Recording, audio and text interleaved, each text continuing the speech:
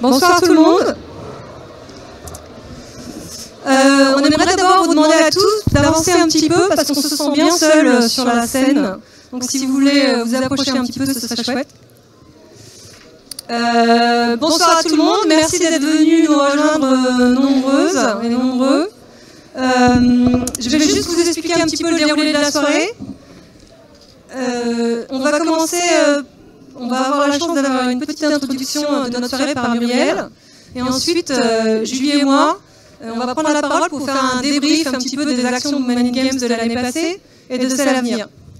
Et puis après, vers 19h30, on pourra commencer le cocktail et surtout passer du temps ensemble pour échanger et networker.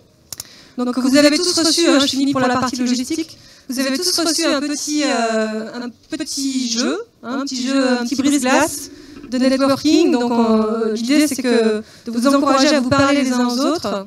Et donc à la fin, à 20h30, on remettra des prix aux personnes qui ont le plus networké. Voilà. Donc voilà, donc je pense que c'est aussi peut-être important que je me présente et que Julie se présente pour ceux qui ne nous connaissent pas. Donc moi je suis Audrey Le Prince, j'ai cofondé l'association Women in Games avec Julie l'année dernière. Je dirige aussi et j'ai cofondé le studio indépendant The Game Bakers. Et avant, j'ai travaillé chez Ubisoft et Quantic Dream en tant que productrice et game designeuse. Bonsoir à tous, donc moi je suis Julie Chalmette, je suis la cofondatrice avec Audrey de Women in Games. Je suis également directrice générale pour Bethesda Games et je suis actuellement présidente du CEL. Et alors si je remonte très en avant dans ma carrière, moi j'ai commencé ma carrière chez Cocktail Sierra, justement avec Muriel. Bonsoir à tous et toutes. Je suis très émue de me retrouver là parce que hier, à la même heure, j'ai été décorée de l'insigne de chevalier de la Légion d'honneur.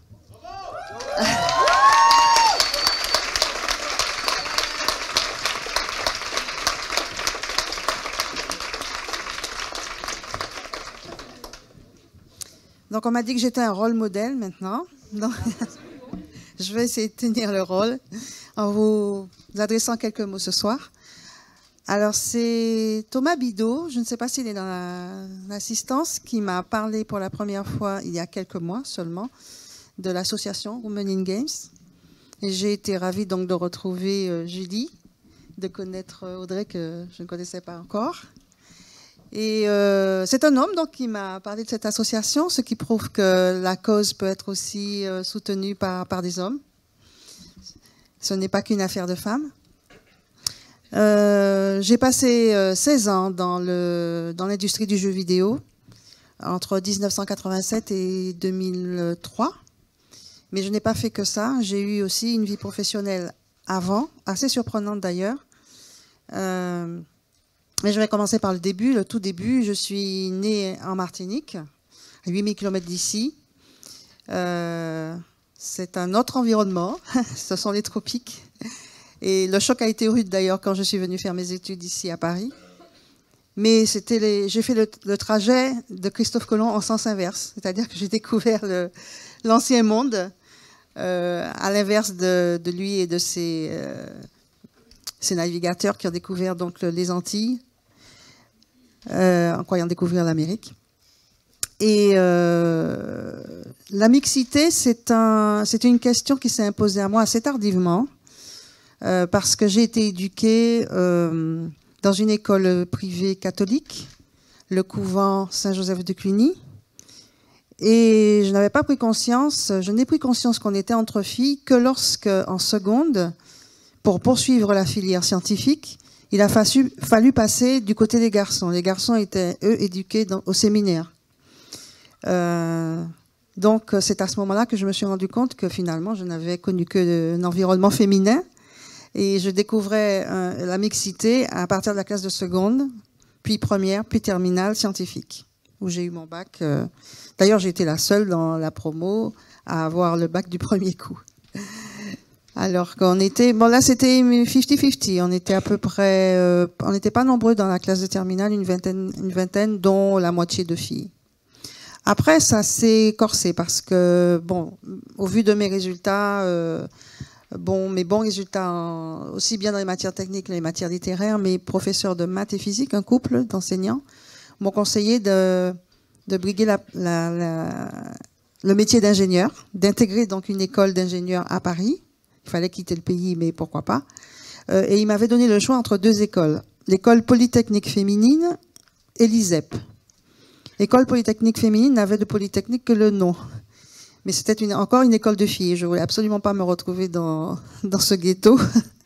Donc j'ai choisi d'aller à l'ISEP, qui est une très très bonne école où j'ai été formée en toutes les matières en HIC, électronique, mécanique, physique quantique et automatique, où j'ai reçu un enseignement donc, de qualité, aussi bien sur le plan technique que sur le plan humain. J'en garde un très très bon souvenir et j'ai gardé d'excellents rapports avec mon école.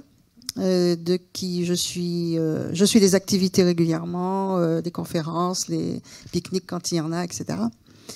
Et mon diplôme en poche, bon, déjà, on était une minorité en tant que femme. Dans une promo de 70, à peu près, en moyenne, on était 7 femmes. Donc, dès cet instant, j'ai toujours évolué dans un milieu essentiellement masculin. Ce qui n'était pas fait pour me déplaire d'ailleurs, parce que d'abord, je trouvais ça sympa d'être une exception. Ensuite, c'était très stimulant intellectuellement, mais pas seulement, mais aussi pour la libido. Ben, on est entre nous, on peut le dire. Hein.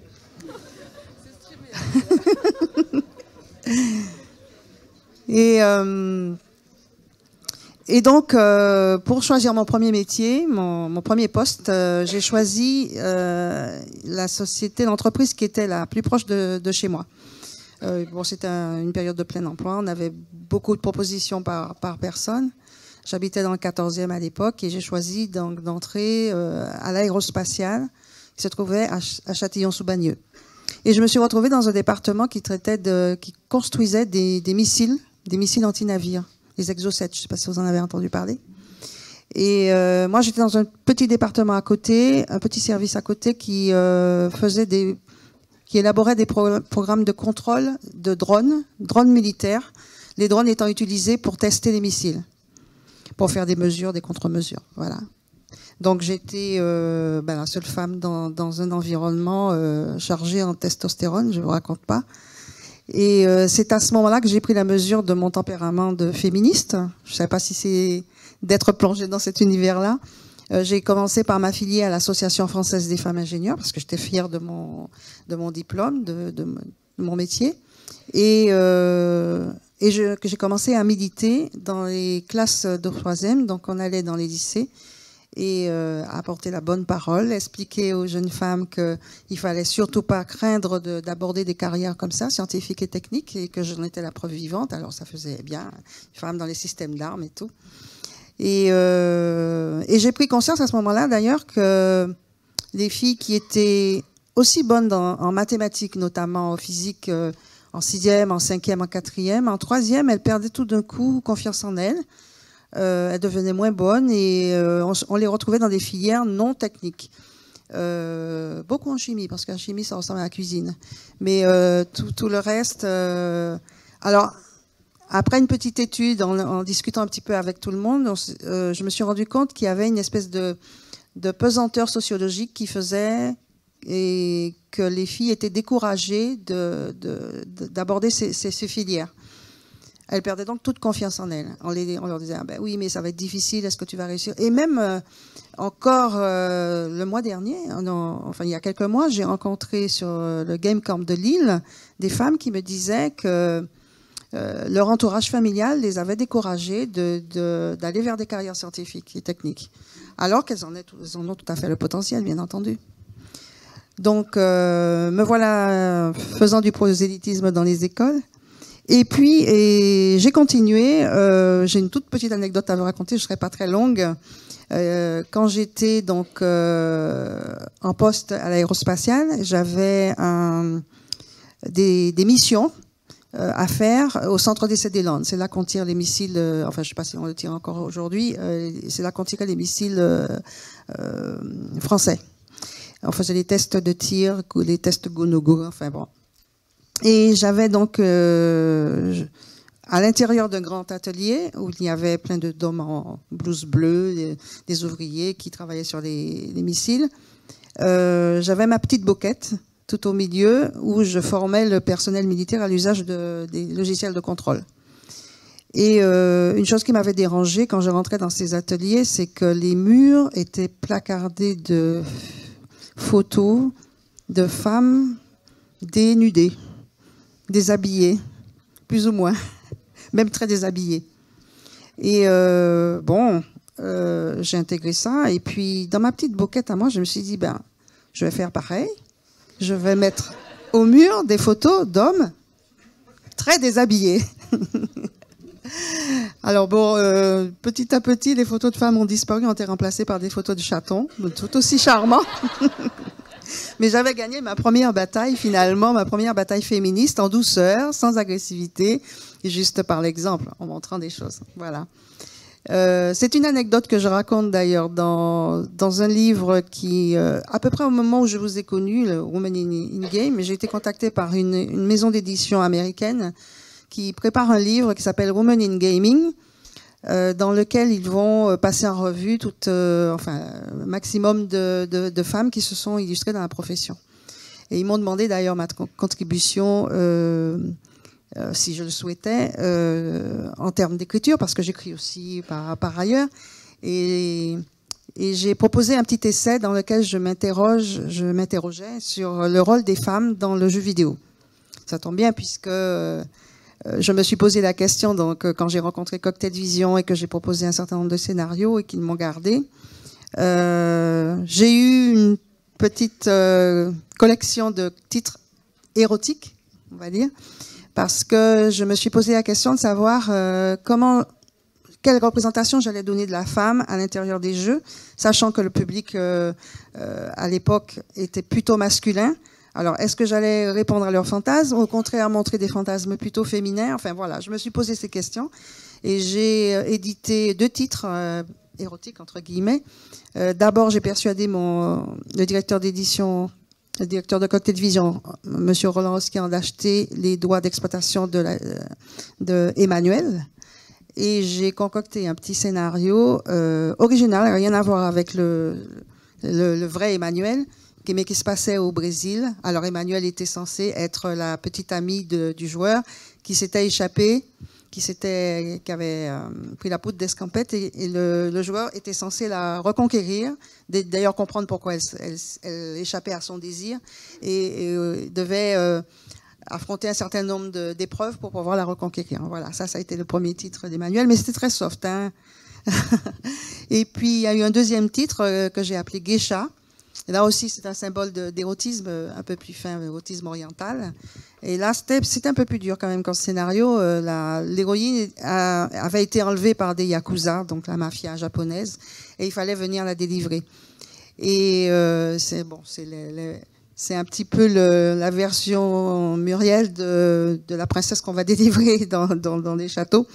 Et là, c'était plus hard parce que j'ai mis au point, je suis assez fière d'ailleurs d'y avoir pensé à l'époque, une espèce d'hologramme virtuel. C'est-à-dire qu'il y avait un personnage, une femme. C'était la première fois d'ailleurs qu'on mettait des images vidéo réelles à l'intérieur d'un jeu. Une femme qui était plus ou moins dénudée, qu'il fallait caresser pour la mener à l'extase. Voilà. Donc par l'intermédiaire d'un hologramme virtuel. Enfin bon, c'était un petit peu dans ma tête, un petit peu d'avant-garde, matinée de virtuel. Enfin bon, voilà, je me suis bien amusée à faire ça. Donc après ces 2 titres, j'ai créé d'autres titres où je tenais absolument à ce que l'héroïne soit une femme. Donc j'ai créé mon héroïne qui s'appelle Doralis. Et jamais je n'ai voulu qu'elle utilise des armes. Alors je ne sais pas si mon psy dirait que c'est mon passage à l'aérospatiale qui a fait ça, mais je voulais qu'elle utilise plutôt la logique et l'intuition pour résoudre les énigmes. Alors toujours des machinations, Doralis, pilote d'avion sur la ligne Miami-France. Le premier scénario, un des passagers rendait l'âme entre ses bras et lui laissait un objet précieux qu'il fallait qu'elle mette à l'abri. Enfin voilà, elle est poursuivie par une horde de malfaiteurs. Voilà, alors Doralis aussi a eu une suite dans Lost in Time. Cette fois, c'était dans un univers de science-fiction où elle retrouvait ses racines dans une île des Caraïbes, comme par hasard. Et puis après, mon éditeur, il a commencé à me dire que bon, les héroïnes finissaient bien, mais est-ce que tu as raison de faire ça la prochaine fois, il faudra nous mettre un héros masculin. Bon, ce que j'ai fait, et il y a eu Urban Runner. À ce moment-là, le héros est masculin, mais il se sert toujours pas d'armes. Il ne tire pas, il sait pas tirer. Mais il est poursuivi dans la ville. Enfin voilà. Et ça, c'est un titre en image complètement réelle, à 100%. Voilà. Donc ça a été tourné comme un film de cinéma. Donc à cette occasion, j'ai rencontré une équipe de réalisation. Donc j'ai vraiment pénétré l'univers du cinéma et c'est devenu, on peut plus parler d'un film interactif plutôt que d'un jeu vidéo simple. Voilà. Donc voilà, j'ai fait un petit peu le tour de ma carrière. Après, j'ai eu une troisième vie où j'ai plutôt investi l'univers de la réalité virtuelle, mais appliqué à l'urbanisme et à l'architecture. Voilà, pour montrer des projets d'urbanisme des projets tels qu'ils seraient réalisés une fois construits. Voilà. Bon, je crois que j'ai un peu fait le tour. Je suis un peu trop loin. Ah oui, c'est vrai que ce côté éducatif, c'est vrai que j'ai tendance à l'escamoter un petit peu. Parce qu'Adi, c'est une œuvre collective. Je ne suis pas toute seule à l'avoir conçue. On s'est mis autour d'une table avec des pédagogues et des ergonomes. Quand on s'est rendu compte, ah oui, auparavant, j'avais créé une gamme de mathématiques, la bosse des maths. Donc, quand j'avais détecté que les maths étaient justement un frein pour les jeunes filles pour accéder à ces métiers techniques je me suis dit il fallait dédramatiser un peu les mathématiques en rendant leur apprentissage ludique. Voilà. Donc j'ai créé une gamme pour les collégiens de la 6e à la 3e. Et voyant cela, mon éditeur, donc que Monsieur Oscar, encore une fois, s'est dit qu'il y avait la place là pour un concept plus fort.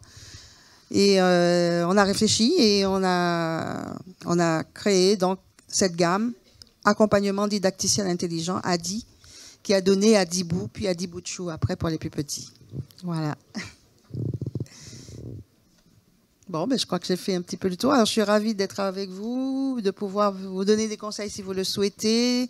Je resterai là donc dans la salle plus tard. Venez me voir et on échangera. Voilà.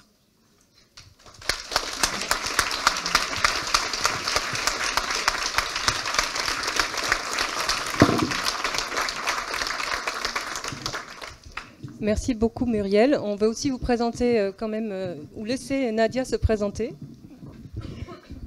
Bonsoir, alors je m'appelle Nadia François, je fais partie de l'association Women in Games, donc j'ai participé à la création de l'association.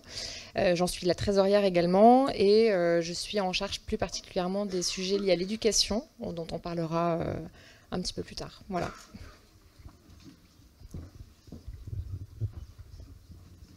Alors je continue, et avant de faire un débrief sur ce que nous avons fait cette année, je voulais juste vous rappeler rapidement quels étaient nos objectifs, ce qu'on a annoncé il y a un peu plus d'1 an maintenant. Donc nous, on souhaite doubler le nombre de femmes qui travaillent dans l'industrie.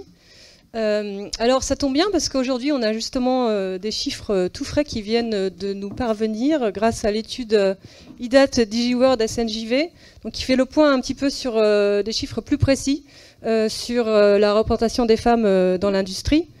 Notamment du côté des développeurs. Donc là, vous voyez qu'on est en fait à 13,5% en général en 2018 Et quand on rentre un petit peu plus sur le détail des métiers, on voit qu'il y a des grosses disparités, avec beaucoup moins de programmeuses, par exemple, que d'artistes. Donc ça nous permet de faire le point côté développement. Donc on est toujours dans l'ordre du 13-15% comme on l'avait dit. On voit une progression quand même, donc ces chiffres vont nous aider à mieux mesurer la progression au fur et à mesure des années. Et puis côté école, on n'a pas de chiffres très précis encore, mais on estime à 20-25% des jeunes femmes dans les écoles de jeux vidéo. Enfin, 20-25% de jeunes femmes dans les écoles de jeux vidéo. Côté des éditrices, on est un petit peu plus près de la parité. Et puis, on peut parler aussi de l'e-sport, où là aussi, on n'a pas encore de chiffres extrêmement précis, mais les dernières études parlent plutôt d'un 5 à 10%. Donc ça, c'est pour les chiffres. Nos axes de travail, vous les connaissez pour certains d'entre vous, et de toute façon, on ne va pas en changer, on va les garder, donc voilà, ce sera clair. Je vais juste les passer rapidement avant qu'on rentre dans le détail des actions. Donc le premier de nos axes de travail, vous l'avez vu, c'est de rendre les femmes de l'industrie visibles et de créer des rôles modèles. On pense que c'est essentiel pour inspirer les jeunes femmes à rejoindre l'industrie, mais aussi pour celles qui s'y trouvent, de voir des femmes qui réussissent leur carrière.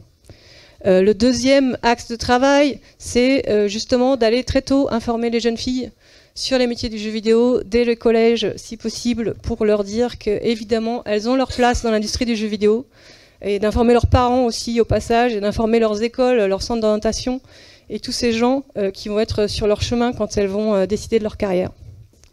Notre troisième axe de travail, c'est un petit peu aussi ce qu'on fait ce soir, c'est de mettre en place du réseautage. On est bien placé pour savoir l'importance d'un réseau. Moi et Julie, après 20 ans de carrière, on sait à quel point ça peut faire une différence quand on connaît des gens qui partagent les mêmes problématiques que nous, qui peuvent nous aider. Donc évidemment, c'est s'entraider, c'est se connaître, c'est mettre en place ce réseau, c'est se former les uns les autres. C'est ça. Et le quatrième axe, c'est évidemment la sensibilisation sur les problématiques de mixité avec l'industrie et aussi avec le grand public. Donc maintenant, on va rentrer un petit peu plus dans le détail de ce qu'on a fait cette année. On a bien travaillé. C'est Julie qui va. On est actuellement 800 membres. Donc on est très satisfaite effectivement de ce démarrage qui a été très rapide. C'est vrai qu'on a fait un très beau lancement l'année dernière pendant la Paris Games Week. On a accru le nombre de membres rapidement également. Et ce dont on est aussi très satisfait, c'est qu'on n'est pas uniquement une association parisienne. Il y a beaucoup d'antennes locales qui ont été très actives, très présentes, qui nous ont proposé aussi plein de projets, qui ont porté et puis qui en amènent aussi pour nous et qu'on échange entre nous. Donc je peux saluer Lyon, Montpellier, Nantes, Bordeaux, Lille. D'ailleurs j'en profite pour leur faire un petit coucou parce que je crois qu'on est retransmise. Voilà. Et puis on compte aussi sur nos réseaux sociaux. On a plus de 5000 abonnés, on a 4000 personnes qui nous suivent sur Twitter, le reste sur Facebook. Donc on est suivi, on est assez visible. Voilà, on prend la parole très souvent. Et je souligne aussi d'ailleurs, c'est grâce à Mylène qui a fait un travail formidable. Merci beaucoup Mylène. Merci, Mylène. Mais elle tweet en même temps, hein, donc. Mais en plus de nous faire une formidable communication avec bien d'autres membres, hein, évidemment, Mylène a fait aussi un travail formidable sur la partie intervenante. Donc il s'agissait avant toute chose de fédérer en fait toutes les forces vives, toutes les personnes qui peuvent venir s'exprimer sur le jeu vidéo et porter ces voix féminines en fait de ces parcours qui sont inspirants et qui sont très importants. C'est vraiment très important pour la jeune génération de voir que des femmes réussissent, de voir qu'elles peuvent rentrer dans ce milieu qui parfois est considéré comme étant encore masculin, alors que 50% des joueurs sont des femmes, faut quand même le souligner. Et donc on a réuni tout un collectif de femmes aujourd'hui qui sont prêtes à venir prendre la parole dans les conférences, dans les tables rondes, dans les panels, dans les médias aussi. Et je tiens à souligner également qu'on leur demande d'intervenir non pas pour parler de la problématique des femmes et du jeu vidéo, on leur demande d'intervenir comme des expertes dans leur domaine, des expertes en game design, en level design, des experts sur la direction artistique. Donc parce que je comprends parfaitement qu'une femme n'a pas toujours envie d'être sollicitée pour parler uniquement dans les conférences qui traitent de ces problèmes de mixité. Donc c'est très important, je tiens à nouveau à le souligner pour toutes celles qui hésitent encore ou qui se posent des questions. Vous êtes appelées à parler comme des expertes. Voilà, donc on a une liste qui a grandi aussi, et on s'est aperçu parfois... je déroule à l'envers. Ça c'est très... on s'est aperçu également d'une chose, c'est qu'en fait, il y a beaucoup d'événements qui font appel à nous et qui nous disent mais on n'arrive pas en fait, on n'arrive pas à arriver à cette parité, à cette mixité. Donc aidez-nous à trouver ces voix féminines.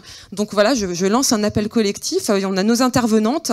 Parfois, on lance des appels qui sont encore plus larges, c'est-à-dire qu'on a des demandes dans des médias locaux. Elles veulent rencontrer des joueuses, elles veulent rencontrer des étudiantes. Vous êtes peut-être pas nécessairement intervenante comme experte encore, vous allez le devenir. Et il faut aussi souligner que c'est des événements sur lesquels on essaye d'aider dans l'organisation en amenant des intervenantes. Ça peut être aussi parfois des interventions dans les collèges. Ça permet de se faire la main, c'est super. Enfin, moi je trouve que c'est super d'aller à la rencontre des très jeunes, de leur porter ce message que Muriel nous a aussi porté, comme quoi il faut s'engager, il faut oser, il faut y aller. Enfin, il faut pas se poser des freins qui sont inutiles et qui nous empêchent parfois d'avancer. Donc on participe à des événements de toute petite taille. On est très heureux aussi très heureux de collaborer avec des associations qui font un super travail sur le terrain on a travaillé avec Technique, on a travaillé avec Revel, et donc nous on vient porter la voix féminine du jeu vidéo. Mais on travaille aussi avec des conférences. Là je crois qu'il y avait envoyé l'intervention de Mickaël à la Game Camp, qui est aussi intervenu à la GDC. Donc voilà, on a tout un panel de conférences d'organisateurs de conférences avec lesquels on travaille. Encore des interventions, je les vois pas toutes. Oui, en fait, on voulait vous dire, c'est ce que vient de dire Julie, il y a vraiment une grande diversité, chacun peut trouver son intervention qui lui conviendra. Et on a aussi la chance d'avoir monté avec des régions des choses comme cette conférence par exemple, qui était à la croisée de l'industrie du jeu vidéo, du cinéma, de l'animation. Donc aussi d'élargir notre réseau, de faire des rencontres avec des femmes dans d'autres industries. Ça fait partie des choses pour lesquelles on peut toutes se mobiliser. Et puis alors voilà, on a d'autres exemples. On a des femmes qui sont passées sur le plateau télé de S1 pour parler de l'e-sport. On a évidemment travaillé avec l'équipe du Game Camp pour mobiliser des intervenantes. Tu viens de le dire, l'année dernière on était là, vous voyez. Je tiens à préciser que j'ai changé de chemise pour certaines d'entre nous. Et puis là, c'est toi, Julie, qui devrais peut-être parler aussi des formations qu'on a mises en place. Absolument, on a se rendant compte que parfois on rencontrait un peu des réticences ou des hésitations, on se dit tiens, on va essayer de créer un programme qui va aider à ces femmes à se mettre le pied à l'étrier en fait pour se lancer, parce que c'est vrai que la prise de parole en public c'est pas toujours facile, il faut avoir un peu de technique, un peu d'habitude, un peu d'entraînement, et donc on a créé un programme stand-up qu'on avait intitulé stand-up, qui est vraiment une formation très approfondie d'une journée avec un coach qui vient dans un petit groupe qui encadre, qui va donner des techniques, qui apprend à se re-regarder, à corriger ses défauts. Et j'en discutais aujourd'hui avec une des femmes qui a participé à cette formation. Elle m'a dit très clairement, il y a un avant et il y a un après. Et c'est vrai qu'aujourd'hui j'étais hyper heureuse parce que je l'ai recroisée. Là on l'a sollicité pour aller intervenir à Genève sur une conférence et elle y va, elle se pose plus de questions. Donc c'est vraiment un super outil qu'on a mis en place. Et à nouveau, on voulait pas que ce soit quelque chose uniquement destiné aux Parisiennes. Donc c'est une formation qui est itinérante. Elle l'a tournée en France. On en est à notre 8e édition. On a un rythme environ une fois par mois. Et donc n'hésitez pas à venir vous inscrire pour cette formation qui est entièrement financée par Women in Games. Donc vous voyez, on a eu la session de Paris, de Nantes, de Lyon, de Bordeaux, Lille, Montpellier. Voilà. Et on continue à déployer. Et soyez vous-même, si vous venez d'autres régions en France, n'hésitez pas à nous solliciter. Ensuite, quand on a le nombre requis pour lancer ces formations, on y va. Toujours dans ce volet de rôle modèle, je ne sais pas si Carole est dans la salle, est-ce qu'elle est là, non ? On a eu ce soutien formidable de la part de Carole Quinten, qui a aussi voulu s'engager effectivement pour porter ces voix féminines. Et donc, en partenariat avec Women in Games, Carole a lancé ce programme qui s'intitule Drôle de Dame, dans lequel, au cours d'une conversation qui va durer 20 minutes, 30 minutes, 40 minutes, elle parcourt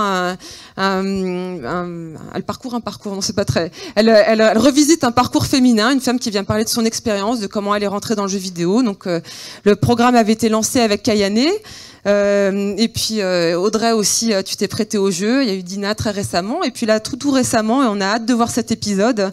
Carole est venue tourner avec Muriel, pour que Muriel nous apporte un peu son témoignage sur son parcours. Donc on a hâte de découvrir ça.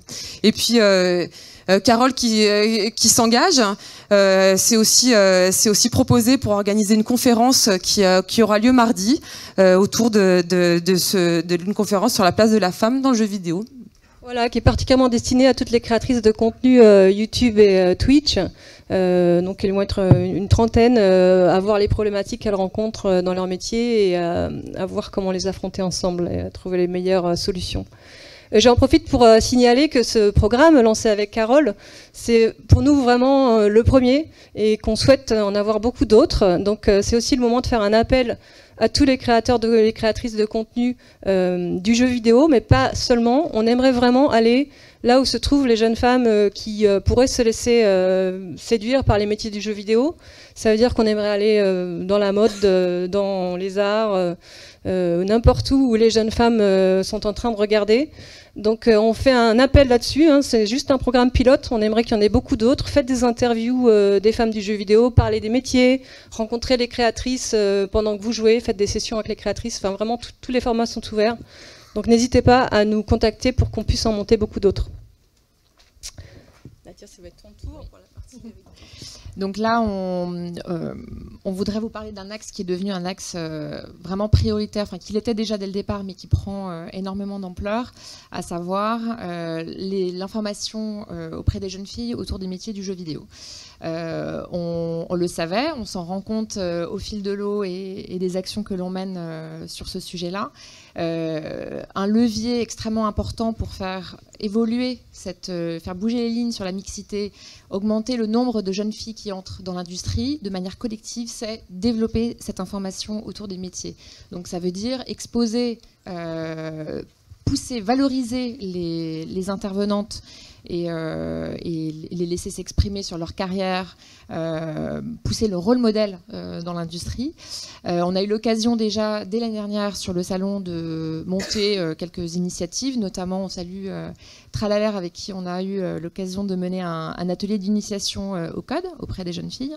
On a également eu l'occasion de mener une action de communication sur le salon Paris pour l'emploi des jeunes cette année, et avec l'association Ravel, qui est une association sœur absolument formidable dans leur action. On a eu l'occasion aussi de travailler avec certaines des jeunes filles qu'elles marrainent. Voilà. Il faut savoir que cette association s'attache à coacher des jeunes filles issues de milieux défavorisés, et on a énormément de ponts communs avec elles, beaucoup d'actions encore à mener. On est allé notamment dans des établissements prendre la parole, présenter certains métiers du jeu vidéo, et on va développer encore davantage ce type d'initiative. Et cette année, sur la Paris Games Week, tout au long du salon, nous avons mené un nouveau type d'action qui est de présenter les métiers du jeu vidéo avec des formats courts. Donc ce sont 16 intervenantes de l'industrie qui couvrent pas mal de métiers, du développement, du publishing, de l'e-sport également, pour venir échanger avec le public, donc à destination des jeunes filles, jeunes hommes, mais aussi éventuellement des parents ou de personnes s'intéressant au métier, et afin de lever des freins, des biais, voilà, poser des questions de manière complètement ouverte. Et du coup, ces événements ont lieu de manière rythmée tous les jours, tout au long du salon, sur le stand Women in Games. Voilà. Et on tient à saluer quand même quelque chose qui nous fait très très plaisir. Ça a été annoncé la semaine dernière, donc le master IDE du CNAM Engmin et Gobelin a annoncé une quasi-parité, donc 9 femmes sur 20 issues de cette promotion. Et ça nous donne vraiment le sourire parce qu'effectivement, on voit les lignes bouger, on voit les choses évoluer. On développe énormément de relations avec les écoles, donc les écoles du réseau du jeu vidéo, mais aussi d'autres écoles, des formations publiques également. Et voilà, donc on se dit que les choses bougent, c'est chouette. Voilà, on avance.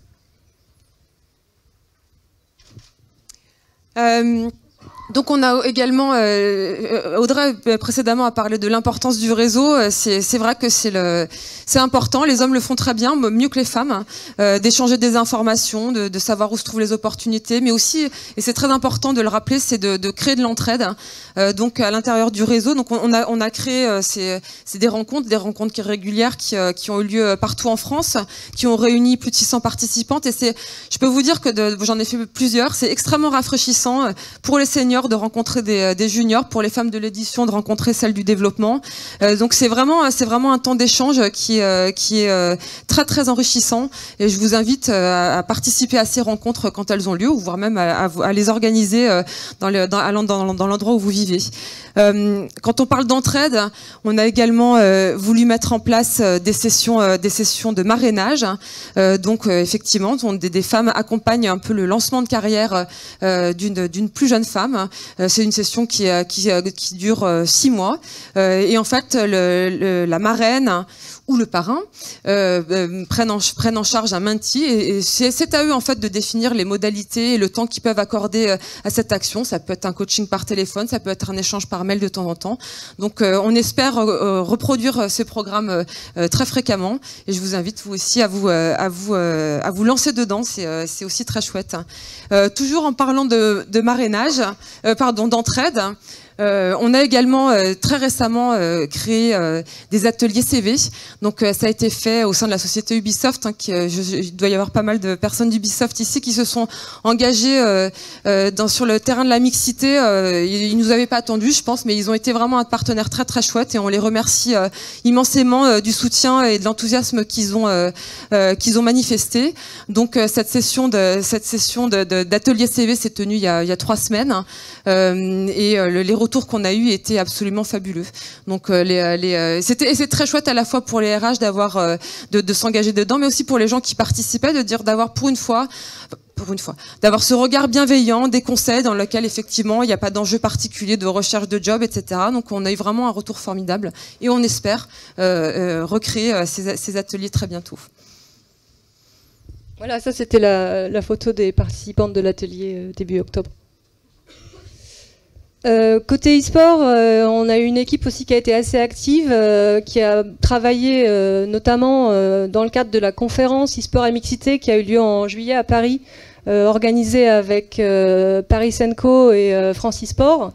On avait réuni les femmes aujourd'hui qui font l'e-sport français côté joueuses et côté industrie, et on a eu 150 participants et participantes à cette conférence, l'idée étant de produire un livre blanc pour encourager le développement de l'e-sport féminin. Voilà, là, il y a quelques photos des participantes et des femmes qui ont animé les conférences. Et puis, bien sûr, l'équipe e-sport de Women in Games s'est rendue dans beaucoup de LAN, donc pour commencer à dialoguer avec les acteurs du secteur de l'e-sport et voir quelles actions on allait pouvoir mettre en place. On a la partie du collectif Femmes Numérique. Oui, c'est vrai qu'on n'a pas beaucoup parlé de la place des femmes dans le jeu vidéo, mais en fait, toute l'année a été marquée par ce questionnement sur la place des femmes dans les industries, dans le monde en général, et dans les industries techniques aussi. Et donc, c'est vrai que les femmes du numérique est aujourd'hui une grande cause nationale, collective, et donc nous, on porte la voix du jeu vidéo à côté de beaucoup d'autres associations qui s'engagent effectivement pour que les femmes ne se détournent pas des matières scientifiques, de la programmation. Donc nous représentons le jeu vidéo pour ce collectif.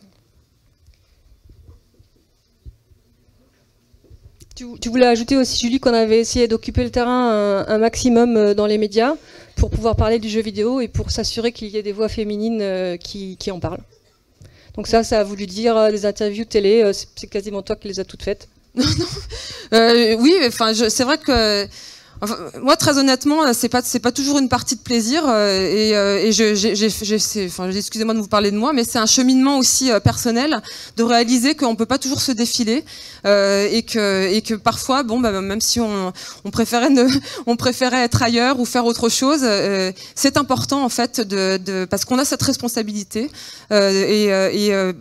parce que les voix féminines sont importantes à entendre pour les plus jeunes. Mais c'est vrai que j'aimerais bien que cette tâche soit partagée avec plus de femmes et qu'elles aussi se rendent disponibles pour aller sur les plateaux télé, sur les radios. Ça s'apprend. Je crois que j'en suis l'exemple vivant. C'est pas toujours parfait, mais bon, il faut aussi apprendre aussi à être indulgent avec soi-même. Voilà, on a un exemple d'un plateau avec notamment une de nos intervenantes pour parler de l'e-sport. Évidemment, c'est un travail qu'on fait avec toute l'industrie et on va d'ailleurs saluer nos partenaires.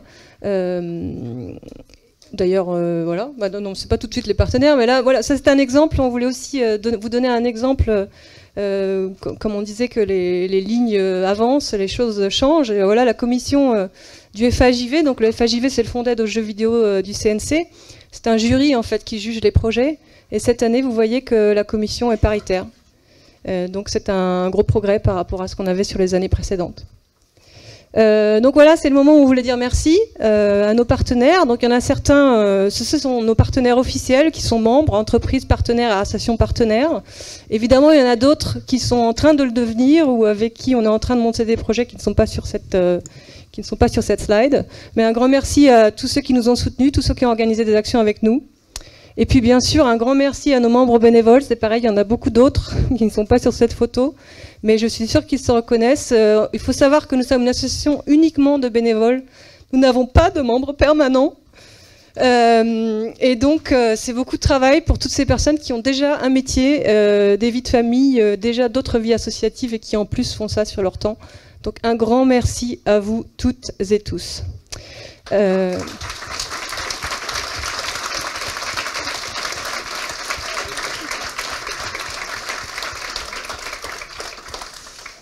Et alors maintenant, c'est le programme de 2019. Ça va être plus rapide, on a presque fini. C'est facile, en 2019, on fait pareil, mais encore mieux, encore plus. C'est ça, hein? Oui, c'est tout à fait ça. Quand on va vraiment continuer sur ces axes de travail et continuer à les pousser avec votre aide, je crois qu'on vous a déjà expliqué là où on avait encore envie d'en faire plus. Mais on a quand même quelques actions en plus qu'on voulait vous présenter. On est d'abord ravis d'annoncer la création de notre incubateur e-sport. Qu'est-ce que ça veut dire un incubateur e-sport? Ça veut dire qu'on a décidé de coacher des joueuses pour les aider à se professionnaliser. Donc nous allons le lancer en décembre sur un jeu que vous découvrirez en décembre avec un partenaire que vous découvrirez en décembre. Et c'est la première saison de l'incubateur, il y en aura d'autres avec d'autres jeux. Mais en gros, nous allons coacher des joueuses, 5 joueuses, 10 heures par semaine pendant 4 mois pour les aider à se professionnaliser. Et ensuite, nous allons les accompagner pour aussi les aider à trouver une structure. Donc ça, on est assez heureuse d'annoncer cette première saison. Et si ça vous intéresse, contactez-nous et restez bien connectés sur vos réseaux pour voir notre annonce début décembre. C'est la deuxième action que nous lançons, c'est que Women in Games est partenaire d'un fonds de financement qui va financer des projets d'équipes diverses. Donc ça c'est pareil, vous pouvez trouver l'information sur leur site web, contactez-les, c'est un petit peu la poule et l'œuf, donc on a besoin des projets, hein, on a besoin que vous, les créatrices, vous nous ameniez des nouveaux jeux, que vous fassiez tourner l'information autour de vous, et ça concerne les étudiantes, ça concerne même des gens qui ne sont pas forcément dans le secteur, on a besoin qu'on ait de nouvelles voix féminines qui émergent. Et si elles vont être signées chez Devolver ou chez Sony, c'est pas la peine qu'elles viennent nous voir. Nous, on veut aller écouter toutes celles d'entre vous qui n'auraient justement pas eu leur chance chez ces éditeurs. Donc le board de sélection de ces projets sera 100% féminin. Donc ça, c'est notre second projet, nouveau. Après, on en a un joli, tu peux peut-être en parler ?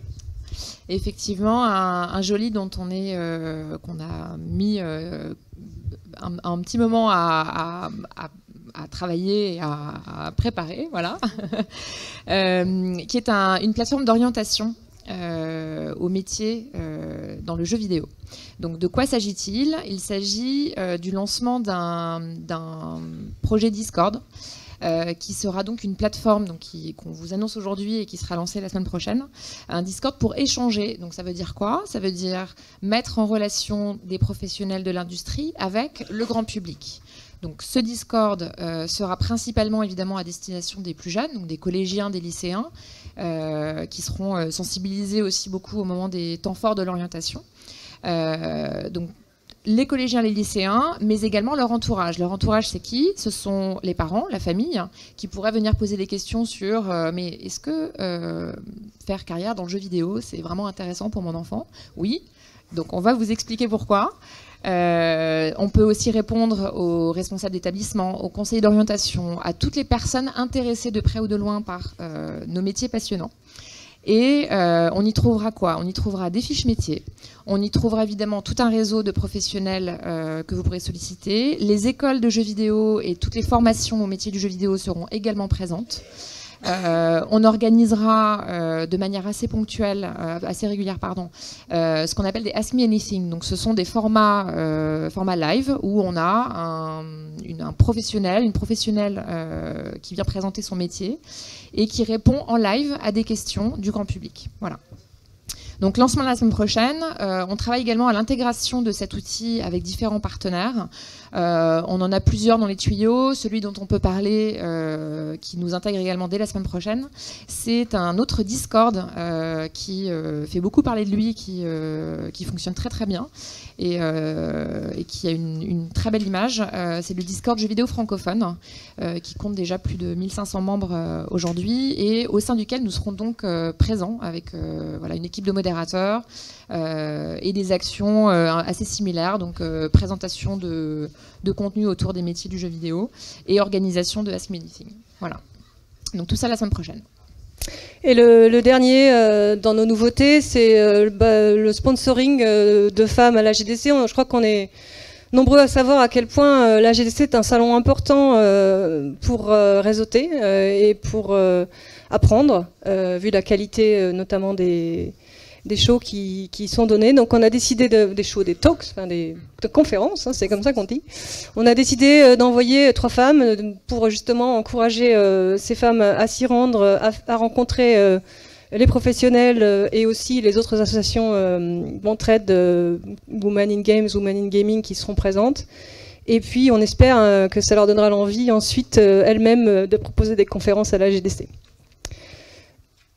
Alors évidemment, on a tous ces projets, on a beaucoup d'autres qui sont dans les cartons, des journées portes ouvertes, hein, on a très envie d'inviter les jeunes filles à aller visiter les studios à travers la France.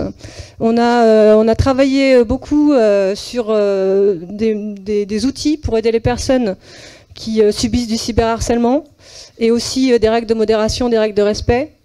On essaie de monter des game jabs, des ateliers code. On a toujours l'intention de faire cette formation au bien inconscient pour aider les gens à se libérer de leurs biais, les hommes comme les femmes. Et bien sûr, on attend vos suggestions. J'en profite pour dire qu'il doit y avoir un mur avec, pour mettre ces suggestions, vos post-it. Donc dites-nous ce que vous aimeriez qu'on fasse. On a très envie de savoir ce qui vous semble important pour l'année à venir, donc n'hésitez pas. Et on voulait finir en gardant un petit peu de temps pour vos questions. Peut-être que Judith avait des questions toi qui t'ont été posées souvent, que tu voulais aborder. Oui, absolument. Il y a une question qui revient souvent, c'est en fait à quoi ça sert la mixité. J'ai entendu souvent de dire, moi, finalement, si les jeunes femmes, ça les intéresse pas de travailler dans le jeu vidéo, pourquoi essayer de changer les choses? Alors, avant toute chose, et je sais que si vous êtes tous là, vous en êtes tous convaincus, la mixité et de manière plus large, la diversité, c'est avant tout des équipes et des sociétés qui sont plus performantes. On est plus productif, c'est plus agréable de travailler, mais on est surtout plus performant. Et puis il y a une chose aussi qui est importante de souligner, particulièrement parce qu'on est dans une industrie qui est créative. Le fait d'avoir plus de diversité autour d'une table, ça favorise l'expression d'idées qui seront à contre-courant de l'assemblée qui pourrait être autour d'une table. Si vous avez autour d'une table que des femmes de 20 ans, eh bien forcément, la femme de 20 ans qui aura une idée peut-être à contre-courant de ce qui peut être exprimé, elle aura plus de mal à dire attendez, moi je suis pas d'accord. En fait, je pense vous pensez noir, mais en fait moi je pense plutôt blanc. Et en fait, c'est ça en fait la diversité, la mixité, ça favorise plus de créativité, ça favorise l'expression de plus d'opinions, et c'est pour ça que c'est vraiment très important. Voilà. C'était la principale question qui nous a été posée. Donc maintenant, on serait heureux de vous entendre. Si vous avez des questions, je peux même vous prêter mon micro. Alors, il y a des questions qui nous embêtent, on ne répondra pas. Hein, je précise tout de suite. Bonsoir. Félicitations déjà pour l'année écoulée. J'avais une question à vous poser. Est-ce que vous étiez en partenariat du coup avec d'autres associations comme Women in Games et notamment votre équivalent québécois qui est Pixel 2LES? Alors, nous ne sommes pas à proprement parler en partenariat, mais évidemment, on leur pique toutes leurs bonnes idées. Moi, personnellement, j'ai été aidée par Pixel et ça a été une inspiration pour créer Women in Games. On est au board de Women in Games UK, qui est la plus historique des Women in Games. On parle beaucoup avec eux. On a fait une réunion à ESL Katowice pour parler de l'e-sport avec les associations qui étaient présentes. Donc oui, on travaille ensemble, mais on est indépendants. D'accord, merci beaucoup.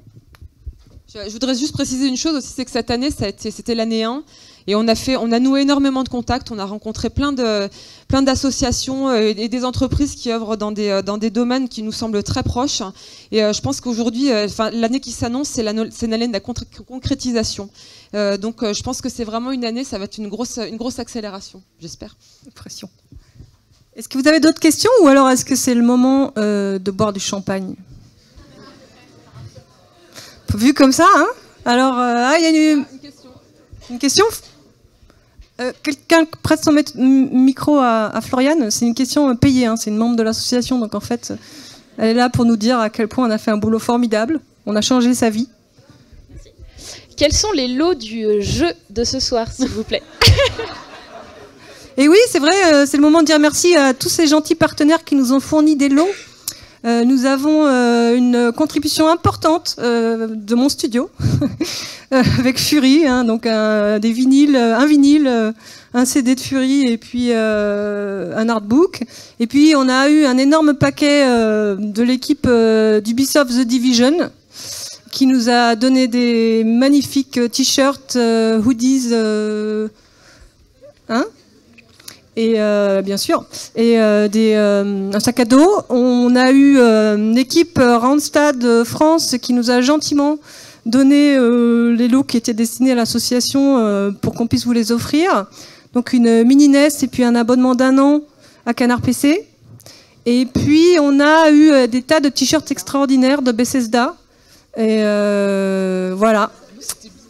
1 an de Blizzard, excusez-moi. Ils sont très beaux. Ça aurait pu être Bethesda aussi. Hein. Impeccable.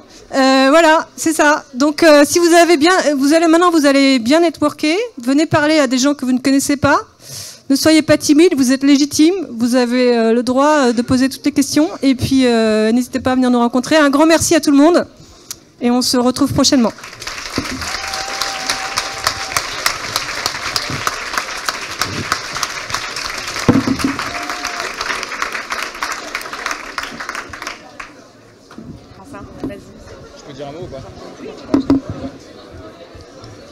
Mesdames et messieurs, si vous n'avez pas ces petites fiches pour le jeu de networking, je vous invite à aller vers les 2 personnes qui ont des casquettes rouges et qui pourront vous donner les petites fiches. Merci.